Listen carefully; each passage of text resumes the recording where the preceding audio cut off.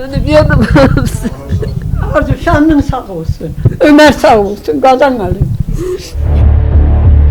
Hələ mən bu dəqiqədə özüm şokdayam ki, nədən pojar düşə bilər? İçəri qapqaraydı. Tüstüdən heç nə görmək mümkün değildi.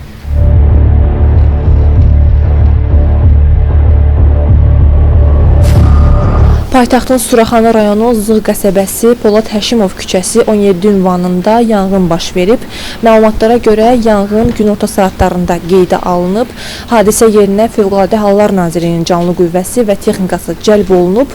Yanğın söndürülsə də evdən heç bir əşyanı çıxarmaq mümkün olmayıb.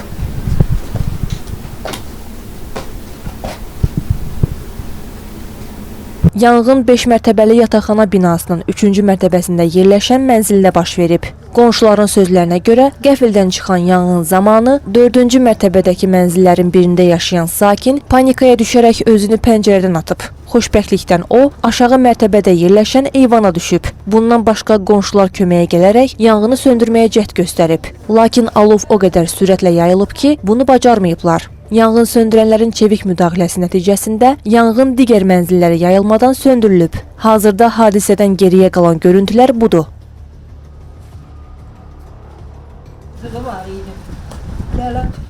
Mənzil sahibinin yaxını Gülnisə xanım deyir ki, burada qızı ailəsi ilə birgə 2 ildir yaşayırdı. O, hadisə barəsində xəbər tutan kimi bura gəlib. Sizin eviniz idi? Qızımın. Neçə nəfər yaşayırlar? 2 uşaq, 2 dözləri. Bilmirəm, valla bilmirəm. Heç öz adım yadımdan çıxdı indi. Sən haradaydın qızım? İşdəydin? Sudan gətirməyə getmiş.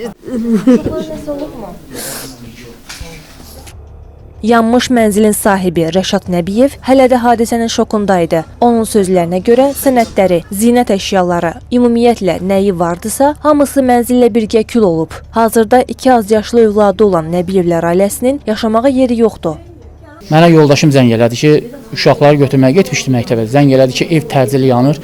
Bəs belə üç qonşu zəng eləyib ki, ev təcili yanır, gəlin. Mən də daha düz istəyim, işdən icazə aldım, çıxdım, gəldim təcil. İndi gəlmişəm, yəni məlumatsızam. Hər şey keçib baxa bilərsiniz də içəridə heç nə, yəni belə düz istəyirəm, yəni dişə vurulası heç bir şey yoxdur. Yoldaşım bu vəziyyətdə, uşaqlardan xəbərim yoxdur, uşaqlar hardadır. Özə Tembolo öz evimə, yəni naqillərini özüm öz əlimlə işləmişəm. Özüm ustayam. Yəni mən onun hələ mən bu dəqiqədə özüm şokdayam ki, nədən pojar düşə bilər? Hadisə vaxtı evdə olan Ömər yanğının necə yarandığından xəbərsiz olduğunu bildirdi. Onun ehtimalına görə yağış suları binanın çölündə yerləşən elektrik şitinin içərisinə daxil olub və nəticədə qısa qapanma baş verib.